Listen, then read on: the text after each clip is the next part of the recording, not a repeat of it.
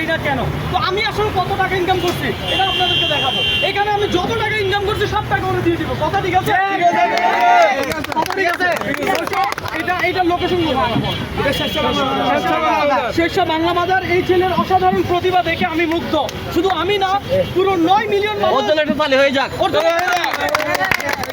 দর্শক আসেন আবার দেখি, আপনাদেরকে দেখায় যে এই সেই তারেক আমার পাশেই বসে আছে। এটা 9 মিলিয়ন ভিউজ হচ্ছে। এখানে যদি 1 লক্ষ টাকা ইনকাম হয় সব টাকা ওর। দর্শক আসেন এবার আপনাদেরকে দেখায়, সবাই দেখেন ভাই।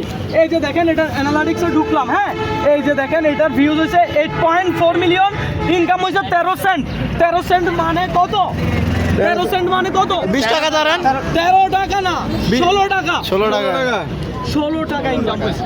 এখন এখানে কি কেউ বুঝেন ফেসবুক সম্বন্ধে? এমন কেউ আছেন? হ্যাঁ ভাই, হ্যাঁ, কে বুঝে? আসেন একটু দেখেন, চেক করেন।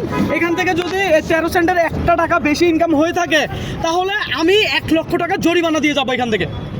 আমাকে এখান থেকে ফোন দেওয়া হয়েছে যে তারেক ভাইরাল হয়েছে আপনার পেজে, আপনি সব টাকা একা কেন কামাইছেন? আসলে আমরা ইউটিউবাররা আমরা নাকি কোটি কোটি টাকা ইনকাম করি, আমরা নাকি লক্ষ টাকা ইনকাম করি। দর্শক, ইনসাইড রবিন শুধুমাত্র আপনাদের দুয়ারে দুয়ারে যায়, এই কারণে আপনার প্রতিভাগুলো